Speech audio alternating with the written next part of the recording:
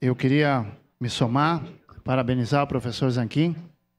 Sua presença é excepcional nessa casa. O seu conhecimento nos faz entender melhor partes que a gente conhecia superficialmente.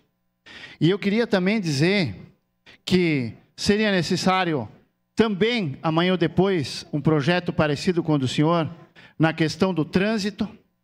As crianças teriam que ter aula de trânsito, porque quando a criança pega o carro do pai escondido, se ela tem conhecimento de sinais e de leis de trânsito, os acidentes, mesmo sendo uma coisa errada, podem ser evitados. E eu acho que isso é um dever de todos os políticos, trazer à tona esse tipo de situação na base, que é onde a gente mais tem problemas hoje. Nós sabemos também a questão política é de extrema necessidade, porque se talvez tivéssemos aula de política sem ideologia dentro das escolas, como nós temos hoje em várias, infelizmente, talvez nós teríamos governantes diferentes, políticos diferentes e tantas outras coisas dentro, nos comandando de uma forma diferente.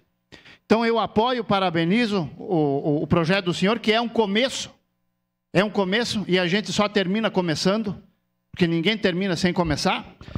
Porque hoje, infelizmente eu vejo o quê? Que uma grande parte das nossas crianças acha que dinheiro dá em árvore.